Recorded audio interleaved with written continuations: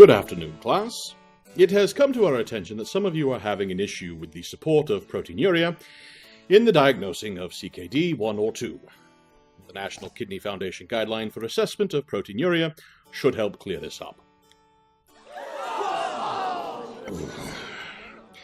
Green tea for my health.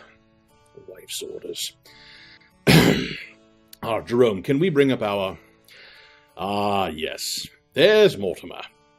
Now, under most circumstances, untimed or spot urine samples should be used to detect and monitor proteinuria in children and adults.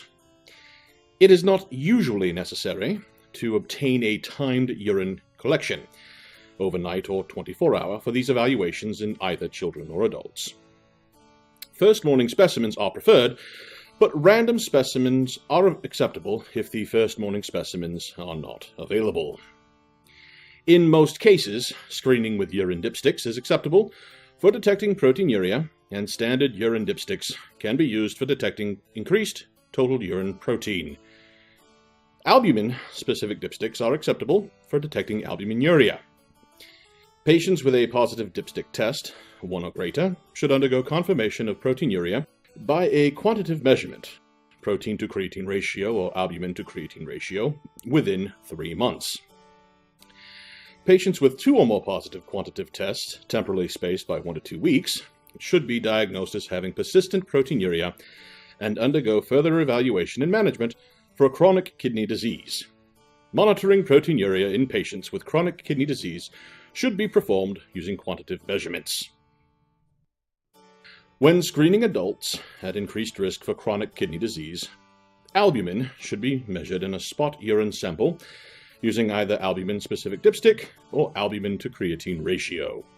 When monitoring proteinuria in adults with chronic kidney disease, the protein to creatine ratio in spot urine samples should be measured using albumin to creatine ratio or total protein to creatine ratio. If the albumin to creatine ratio is high, 500 to 1,000 milligrams per gram. I hope you found this information clarifying. For more information, you can always visit the National Kidney Foundation site at www.kidney.org/professional/guidelines.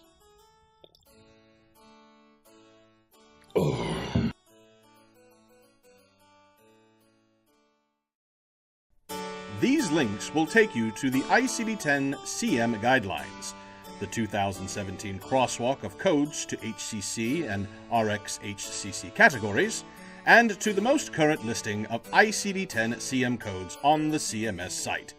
Please feel free to muck about in them for clarification and further edification.